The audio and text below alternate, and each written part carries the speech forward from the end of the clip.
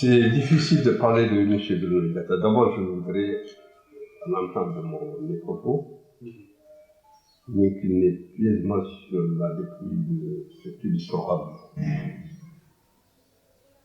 présenter mes condoléances à sa famille, à sa femme, à son époux et ses enfants. Eh bien, M. Bruno Diatta est un homme d'État accompli. Un diplomate hors norme. Il est arrivé à la présidence de la République en 1978. Je crois qu'il avait juste 30 ans. Et moi, je venais de fêter mes 33 ans. Je suis son aîné de 3 ans. Notre collaboration a aussitôt commencé. Parce que d'abord, il recevait des instructions de M. le Président de la République en matière de décoration. Et cela de façon continue et variée. Et cela pouvait être un jour ouvrable, un dimanche, un samedi, ou un jour férié. À chaque fois, il prenait le téléphone pour m'appeler. Il me dit M. Ba. Il m'appelait même pas M. Ba, il m'appelait Mamadou. Parce qu'on était tellement familier qu'il m'appelait Mamadou. Sur l'instruction de M. le Président, je voudrais que tu prépares une décoration de commandeur ou de grand officier, de grand croix pour telle personnalité de passage. Généralement, ce sont des personnalités de la Banque mondiale, du FMI, de la Banque islamique de développement, de grandes personnalités européennes qui passaient. Et à chaque fois que je quittais mon domicile, je partais au bureau, je confectionnais le projet de décret. Je tapais le diplôme personnellement, parce que j'avais des diplômes déjà signés du grand chancelier que j'avais mis dans mes tiroirs. Et il ne restait que la sienne pour pouvoir compléter, et celle du président qui va achever le travail. Parce que nous sommes 3 assignés.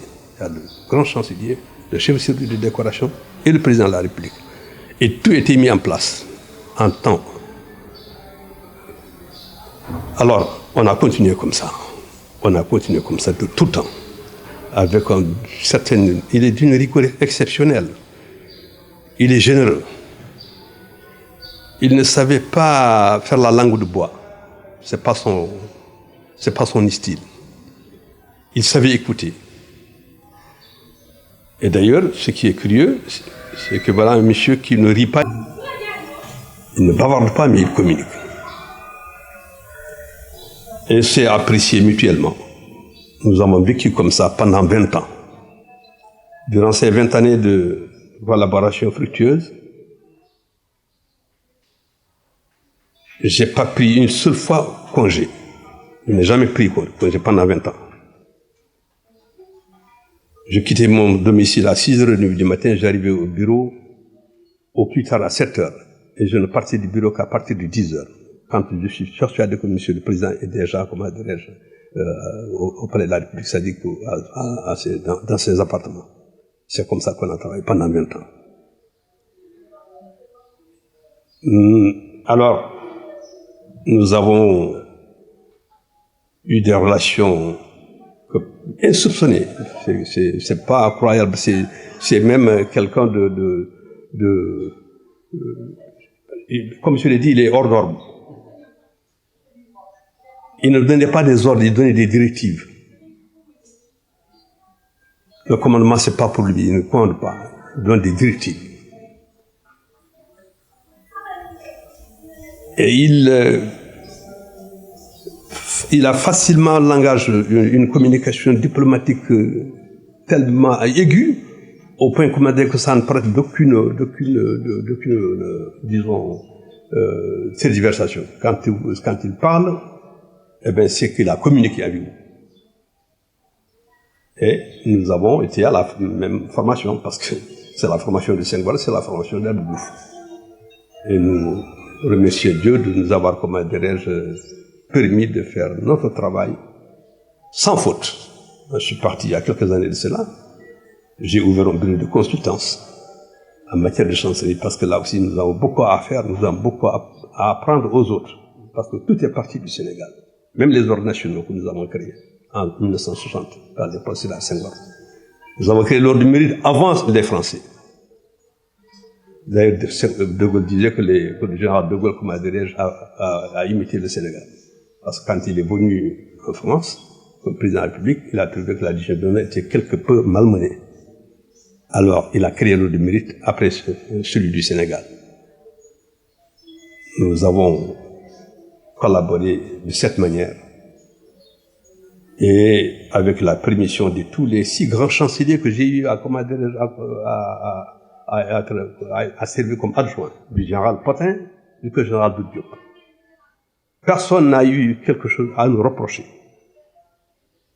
Quand on faisait le travail le lendemain, lundi ou mardi, on rendait compte.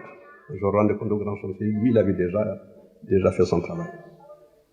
Et c'est comme ça qu'on a collaboré. Malheureusement, la vie, toujours une fin. Il y a 2 semaines ou 3 semaines, il s'est ouvert à quelqu'un, un des conseillers spéciaux du président de la République, qui se trouvait être un neveu, qui aussitôt après l'avoir quitté m'a appelé au téléphone et m'a dit « Tonton, il faut que tu viennes voir Bruno, il a besoin de vous ». Il a insisté, mais je vais d'abord voir son agenda, et puis une fois que tout est réglé, je vous appelle et puis je viendrai vous chercher. La semaine dernière, j'ai pris contact avec sa secrétaire, Madame Kor, une femme gentille qui s'est exclamée « Ah, monsieur Ba, ça fait longtemps qu'on voit. Il y a son excellence qui vous demande. » Je dis « Oui, mais c'est pourquoi je viens aux nouvelles. Je peux vous dire que je suis prêt. » Il dit « Bon, là, il a un repos de 2 ou 3 jours. Dès qu'il reprend, eh bien, je vais vous appeler. » La semaine dernière, comme par hasard, mercredi après-midi, j'appelle. Il me dit « Il vient de bouger. Mais demain, jeudi ou vendredi, vous serez reçu par son excellence. » Et malheureusement, le vendredi, j'étais là, dans mon salon, j'apprends la mauvaise nouvelle. Et c'est le vendredi de votre rendez-vous qu'il est... Ça dit, la secrétaire m'avait dit, jeudi ou vendredi, vous serez reçu par son excellence. Alors, le vendredi, j'apprends la mauvaise nouvelle. M. Bruno Diatta est parti en diplomate de la tête haute, en mission comme un soldat.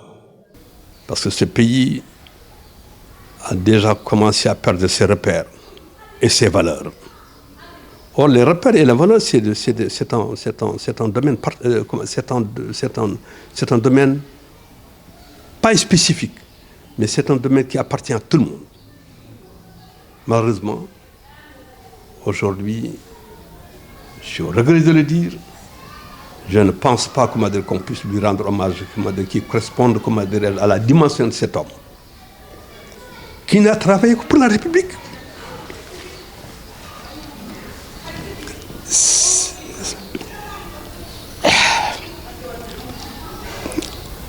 C'est un enfant de la République. Il a donné toute sa vie. L'État, ce qu'il peut faire, c'est de lui donner des offices solennels, dignes de son rang.